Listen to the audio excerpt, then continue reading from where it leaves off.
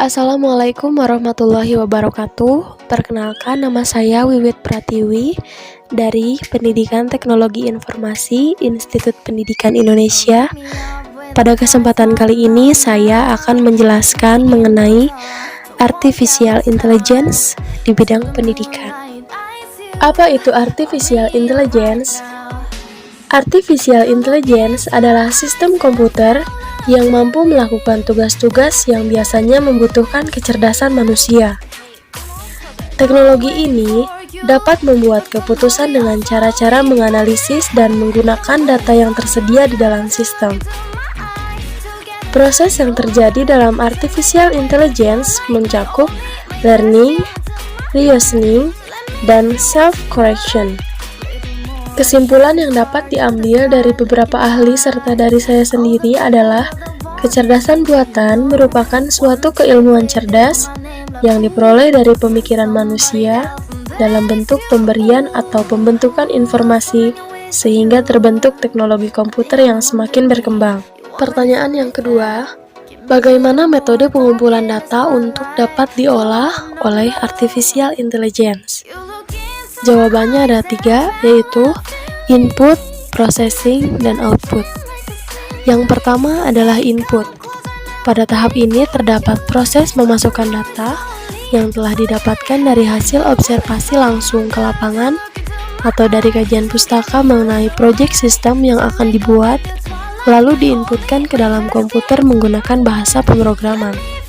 Kedua adalah processing.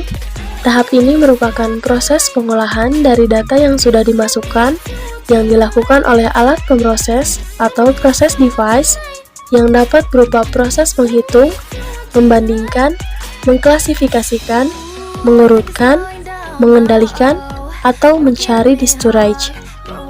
Yang ketiga ada output.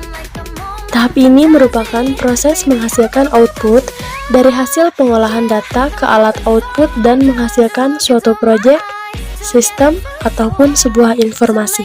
Pertanyaan yang ketiga, bagaimana perkembangan Artificial Intelligence pada bidang pendidikan? Jawabannya, perkembangan AI di bidang pendidikan diawali dengan adanya pembelajaran jarak jauh atau distance learning yang memungkinkan pembelajaran bisa dilakukan dalam jarak yang jauh. Kemudian adanya sharing resource bersama antar pendidik atau latihan dalam sebuah jaringan perpustakaan dan instrumen pendidikan lainnya atau guru, serta laboratorium yang berubah fungsi menjadi sumber informasi daripada sekedar rak buku. Yang terakhir dengan adanya perkembangan teknologi informasi di dunia pendidikan yang bisa menghubungkan segala jenis komunikasi dari satu individu kepada individu yang lain atau bahkan kelompok. Pertanyaan keempat, bagaimana cara kerja AI di bidang pendidikan berdasarkan penelitian terdahulu?